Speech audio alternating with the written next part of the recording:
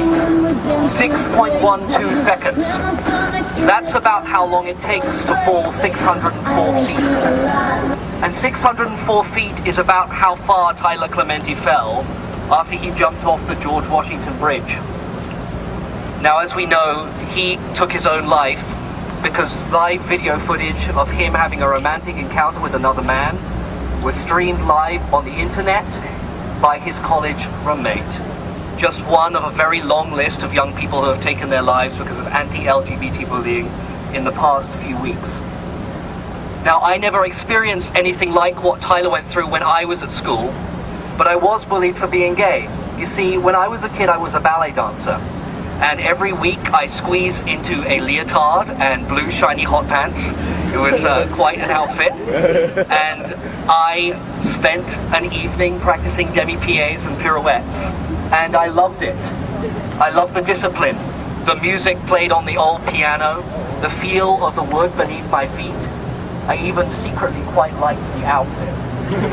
But my schoolmates and some of my teachers didn't like ballet as much as I did.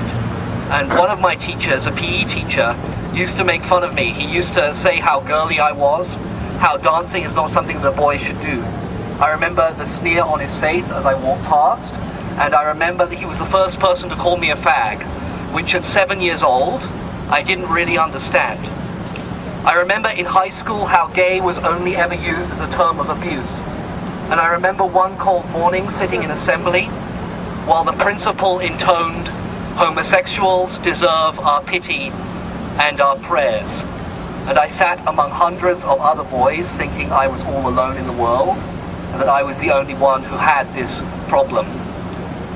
Now, not everyone may have experienced something like that, but we all know, I think, what it means to feel alone, to feel like there's no one on our side. Perhaps you were too tall and the short kids made fun of you. Or perhaps you were too short and you got it from the taller ones. Or perhaps you were too smart or too dumb, or from the wrong side of town, or the wrong race. We all know, I think, even if just for a moment, what it feels like to think that there's no one on your side, to think that no one has your back. And all of us, if there are young people in our lives that we care about, can agree that we don't want this to happen to them. Imagine, if you can, what it must be like to come home and see a strange shape hanging from a tree in your backyard, twisting in the wind, the creak of the branch as it bends beneath the weight, and that feeling in your gut as you get closer and you realize what it is hanging there, who it is, who it was. Because that was Seth Walsh, 13, who hung himself from a tree in his backyard. It was Billy Lucas who hung himself at his grandmother's house. And it was Raymond Chase who hung himself in his dorm. And it could have been your brother, your sister, your son, your daughter, or your friend. It could have been one of us. So I know, I only came out in March this year, after 10 years after I first told my parents that I thought I was gay. And in those 10 years, I lost a lot of opportunities to make a difference. I was a high school teacher, and every day I wasn't out was a day I deprived a gay student of a positive role model. And I'm not willing to waste any more time. I have to act now. We have to act now. Because it isn't enough to let these things happen and then mourn them afterwards. We need to catch these kids before they jump. And there is something we can do to help as a start. Journalist Dan Savage has started a campaign, the It Gets Better campaign, to send messages of hope to teenagers who are being bullied because they're gay or for whatever reason, that they should have hope for their future, that they do have something to live for.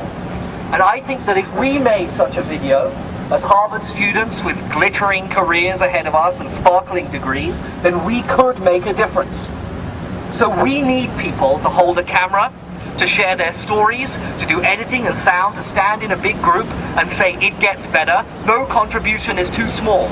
And if you want to get involved and you're an undergraduate, talk to Tevin here. Do you mind waving? Oh, hi. And he'll tell you how to get involved. And if you're a graduate student, or if you just want to come along, from 5 to 7 p.m. in the Elliot Lyman Room in Longfellow Hall at the Education Schools campus, stand up and say, we're standing with these kids. We've got your back. Let's catch them before they jump. Thank you.